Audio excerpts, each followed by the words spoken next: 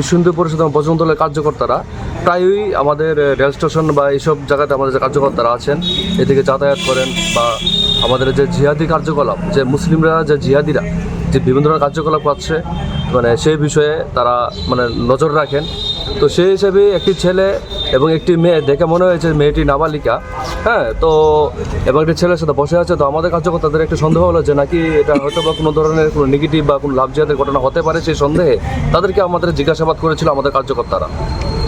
জিজ্ঞাসাবাদ করার পর তারা জানতে পারলো যে ছেলেটি মুসলিম এবং মেয়েটি হিন্দু, এবং তৎক্ষণাৎই ওরা আমাদের যে এখানে জিআরপিএফ যে থানা আছে রেল স্টেশনে, তো ওই থানাতে তারা অভিযোগ করে এবং তাদেরকে থানার হাতে তুলে দেয়।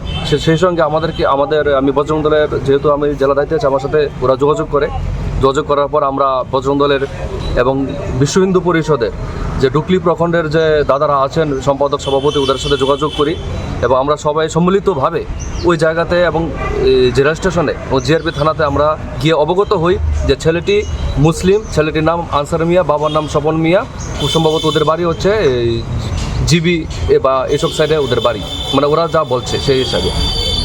আর মেয়েটার নাম হচ্ছে রূপা সরকার, হ্যাঁ, বাবার নাম কী বলছিলেন, সুনীল সরকার, এবং মেয়েটির বয়স 16। মানে যা মেয়েটির মা বা বাবা যা বলেছেন তাদের বক্তব্য যে মেয়েটি নাবালিকা মেয়ে।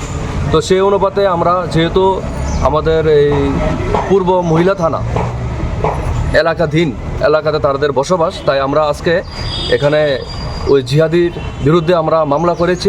মামলা বলতে আমরা বিশ্ব হিন্দু পরিষদ এবং বজরং দলের পক্ষ থেকে আমরা ওই পরিবারকে, মেয়ের পরিবারকে আমরা সাহায্য করেছি, ওনারা মামলা করেছেন, এবং আমরা পুলিশ প্রশাসনের যে বর্তমান কাজকর্মের উপর আমরা খুবই প্রশংসা করি এবং আমরা খুবই স্যাটিসফাইড।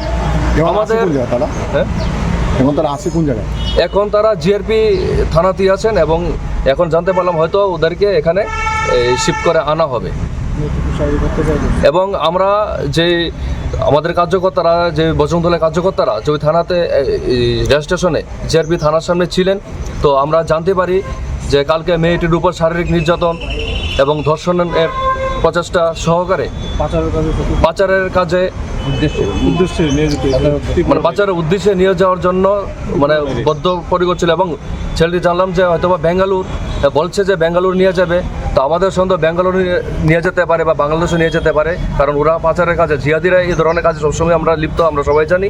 তো মেয়েটিকে পাচার করার উদ্দেশ্যে এরকম কাজ করেছে এবং দীর্ঘদিন যাবৎ মেয়েটিকে ভালোবাসার ফাঁদে জড়িয়ে তারা এ ধরনের কাজকর্ম প্রতিনিয়ত করছে। এবং আমি হিন্দু সমাজের প্রত্যেকটা মায়ের কাছে, বাবার কাছে, ভাইয়ের কাছে আমি আগ্রহ করব যে আপনাদের বাড়ির মেয়েরা যাতে কোনোভাবে কোনো বিধর্মীদের কাছে এবং বিধর্মীদের সম্পর্কে যাতে কোনো ধরনের চক্রান্তে যাতে ফাঁদ না দেয়, সতর্ক হওয়ার জন্য। এবং আপনাদের নিউজ চ্যানেলের মাধ্যমে আমি এই বার্তাটি হিন্দু সমাজের প্রত্যেকটা ঘরে ঘরে পৌঁছে দিতে চাই। বজরং দল এবং বিশ্ব হিন্দু পরিষদ আমরা এ ধরনের জিহাদি কার্যকলাপের বিরুদ্ধে আমরা